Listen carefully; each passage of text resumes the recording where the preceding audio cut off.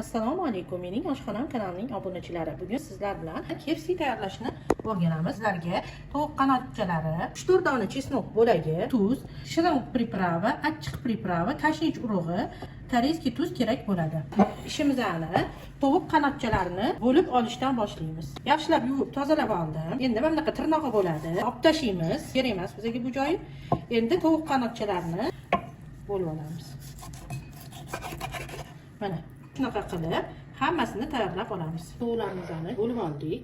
Ustiga ziravorlarimizni solamiz. Chesnogimizni qirpichcha mayda tishidan olamiz. Endi ustida muzdek suvimizni quyamiz. Yaxshilab aralashtirib olamiz.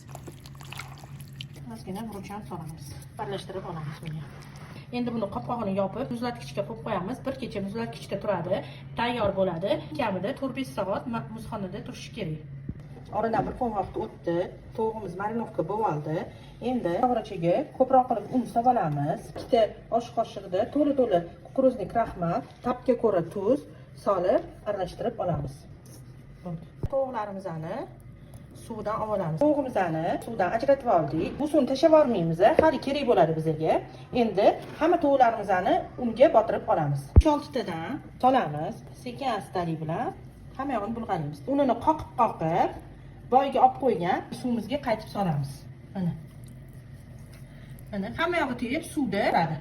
Hammasini olamiz, suvini silqitamiz, unimizga solamiz. Endi unga bulg'alab olamiz. Shunda ustidagi ko'richkalari hosil bo'ladi.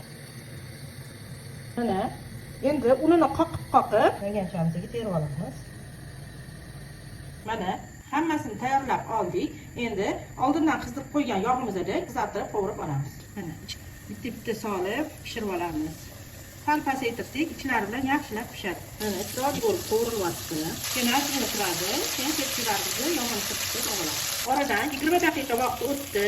Qanotchalarini qizarib pishdi. Yog'ini silqitib idishimizga olib olamiz.